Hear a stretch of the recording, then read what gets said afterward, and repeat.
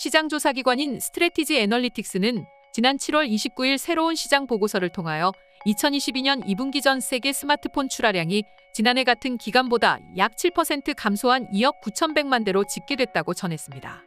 이 중 삼성전자는 시장 점유율 21.5%를 차지하여 시장 1위를 유지했으며 제품 출하량은 6,250만 대로 전년 동기 대비 9.5% 늘어났다고 하는데요.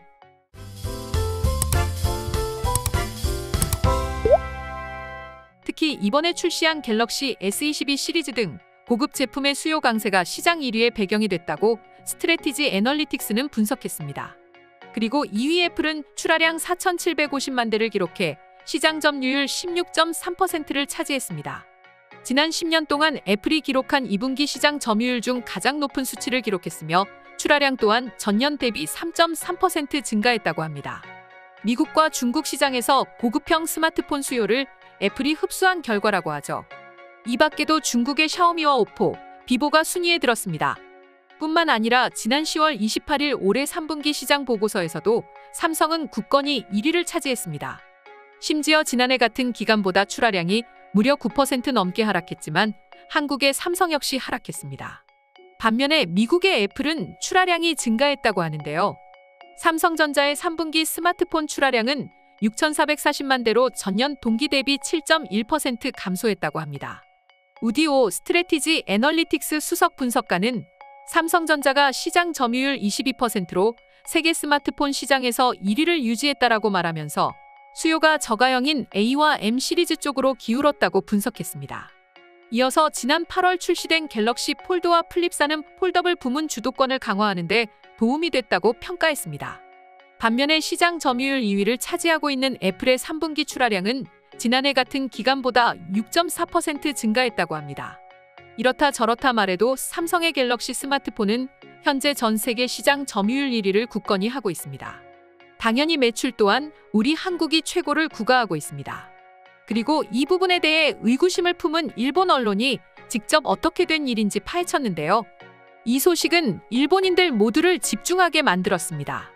최근 삼성전자의 플래그십 폴더블폰 갤럭시 폴드4의 원가 비중이 애플 아이폰보다 낮다는 분석이 나왔습니다. 탑재된 부품도 절반 이상이 한국산으로 부가가치 창출 면에서도 우수한 것으로 평가됐습니다. 얼마 전 일본의 니케이 신문은 모바일 기기 전문 조사 업체인 포마라우트 테크노솔루션의 도움을 받아 삼성전자의 갤럭시 폴드4를 분해해 정밀 분석한 결과를 공개했습니다. 니케이는 갤럭시 폴드4 원가를 내부 부품 가격 기준 $670 한화 약 88만 5천 원으로 추산했습니다. 이는 판매가 대비 37% 수준인데요. 애플의 플래그십 스마트폰 아이폰 14 프로 맥스의 원가율이 46%인 것을 고려하면 상대적으로 높은 수익성을 갖춘 것입니다. 이 말인즉슨 스마트폰 한 대를 팔 때마다 남는 수익이 갤럭시 폴드4가 더 높다고 니케이 신문은 설명했습니다. 그리고 니케이 신문 발표에 따르면 갤럭시 폴드4의 판매가는 256기가 모델 기준 약 $1,800 한화 237만 원으로 아이폰의 14 프로 맥스보다 $500 이상 비싸다고 말했습니다. 그러면서 스마트폰 시장에서 하드웨어 차별화가 어려운 가운데 폴더블이 부가가치가 높은 모델로 자리매김하고 있다고 설명했습니다. 또한 니케이가 밝힌 판매가는 한국 판매가의 200만 원보다 다소 높습니다. 한국 판매가의 니케이가 분석한 부품 원가를 적용하면 원가율이 44%까지 상승하게 됩니다. 그리고 니케이는 갤럭시 폴드의 핵심 부품들이 한국산이라는 점을 집중 조명했는데요. 일본 네티즌들 역시 이 부분에 주목했습니다. 메인 반도체는 미국 퀄컴 제품이 탑재되어 있지만 폴더블폰의 핵심인 접히는 액정 유기이해를 비롯한 데이터를 일시적으로 기억하는 메모리와 저장 장치인 플래시 메모리 등은 모두 삼성 제품입니다. 뿐만 아니라 LG에너지솔루션의 배터리를 비롯해 다른 핵심 부품 대부분이 한국산이라는 것을 강조했습니다. 반면 애플 아이폰의 경우 자국산 부품 사용 비율이 삼성전자 갤럭시 시리즈의 절반도 못 미친다는 점을 강조했는데요. 미국의 첨단 반도체 수출 규제 영향을 받는 중국 화웨이를 제외하면 프리미엄 제품군에서 자국 기업 부품을 삼성처럼 대량으로 탑재하는 스마트폰은 거의 없다는 말을 덧붙였습니다. 애플 등 여러 경쟁사가 현재 지정학적 리스크에 시달리며 부품의 공급망 분산에 나서고 있는데 삼성전자는 자국 내 부품 조달로 인해 안정적인 생산 라인을 구축하며 비용 절감을 해냈다고 니케이는 분석했습니다.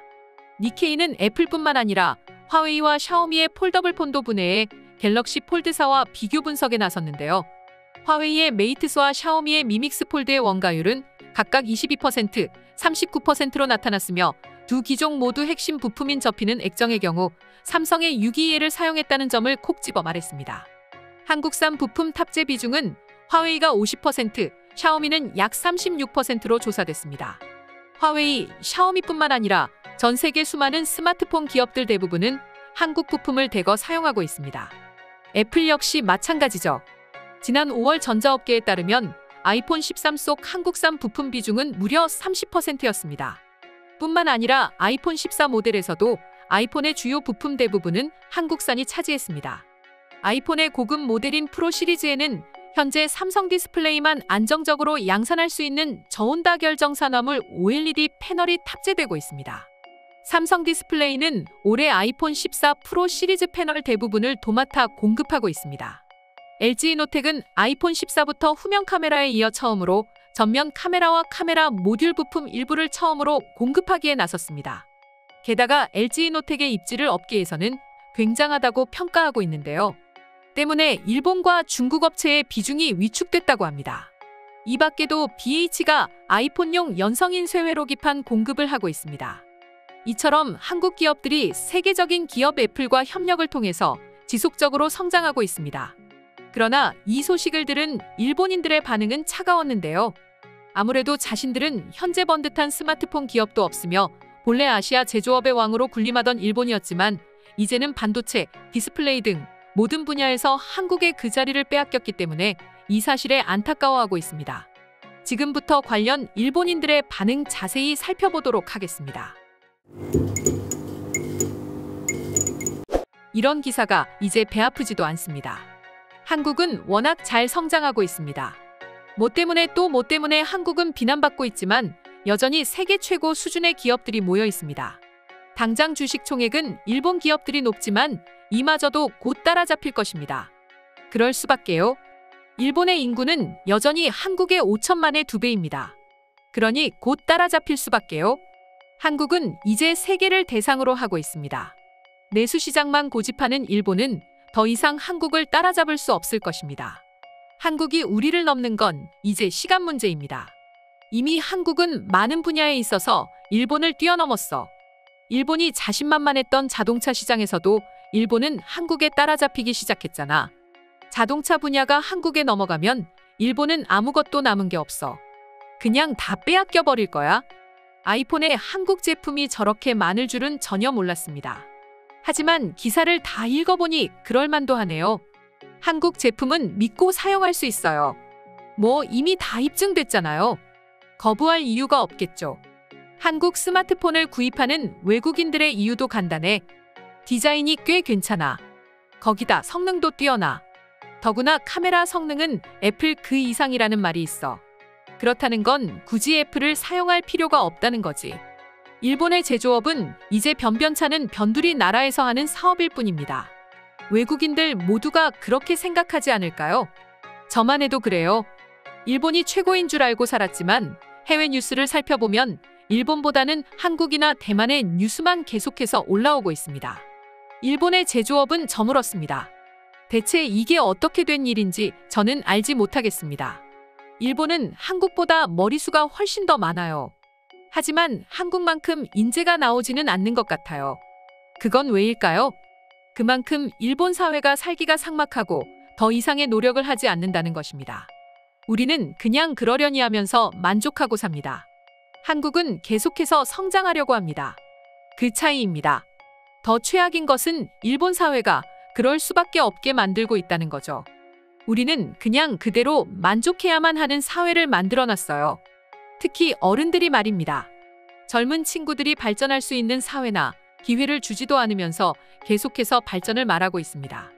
이런 모순이 어디 있나요?